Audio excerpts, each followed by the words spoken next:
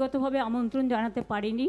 সবাই নিজেরা মাটির টানে, শিকড়ের টানে কবিগুরুকে ভালোবেসে প্রতিজ্ঞা নেওয়ার জন্য, জন্মদিনে শ্রদ্ধার্ঘ্য অর্পণ করার জন্য সকলে যারা এসছেন তাদের আমরা সবাই বাংলা পরিবারের পক্ষ থেকে আপনাদের সকলকে অনেক অনেক প্রণাম, শ্রদ্ধার্ঘ্য, সালাম, জয় জোহার, সত শ্রী আকালজি, নমস্তে সব কিছু জানাচ্ছি।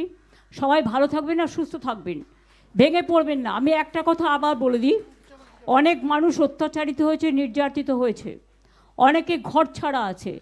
তাদের জন্য আমরা সিদ্ধান্ত নিয়েছি সবাই মিলে, কোনো পার্টির থেকে নয়।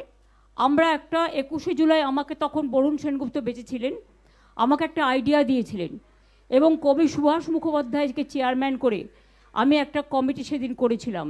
সেটা হচ্ছে 21শে জুলাই বেনোভোলেন্ট ফান্ড।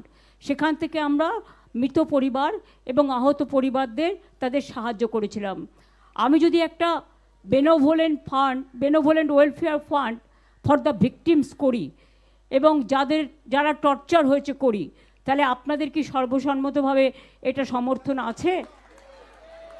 তাহলে কল্যাণকে বলবো লিগাল প্রসেসটা করে দিতে, এবং সেখানে যে যা পারবেন, 1 টাকা হোক 2 টাকা হোক, ব্যাংকের মাধ্যমে আপনারা দেবেন। সেটা কাউন্ট করে আমরা পরিবারগুলোকে সাহায্য করব, তারা যেন অসহায় না ভাবে।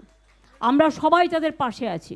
আর আমি সমস্ত সহকর্মীদের বলবো যে মানুষ আমাদের সাথও দিয়েছেন, যারা দেননি তাদের বলবো, রবীন্দ্রনাথ ঠাকুর একটা কথা বলেছিলেন, সেটা দিয়ে শেষ করবো। তার একটা কবিতায়, নাগিনীরা চারিদিকে ফেলিতে যে বিষাক্ত নিঃশ্বাস, শান্তির ললিত বাণী শুনাইবে ব্যর্থ পরিহাস, বিদায় নেবার আগে তাই ডাক দিয়ে যাই, দানবের সাথে যারা সংগ্রামের তরে প্রস্তুত হতেছে ঘরে ঘরে, প্রস্তুত হন, জোট বাঁধুন, সবাই এগিয়ে আসুন বাংলা মাকে রক্ষা করার জন্য।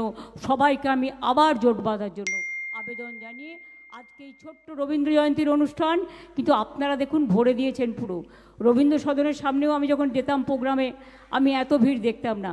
আজকে যেভাবে আপনারা এসে সমবেত হয়েছেন, যাবার সময় লক্ষ্য রাখবেন সবাই যেন সাবধানে আস্তে আস্তে যেতে পারে। আমি মনে মাথায় বলবো, ববি, কল্যাণ, দোলা এবং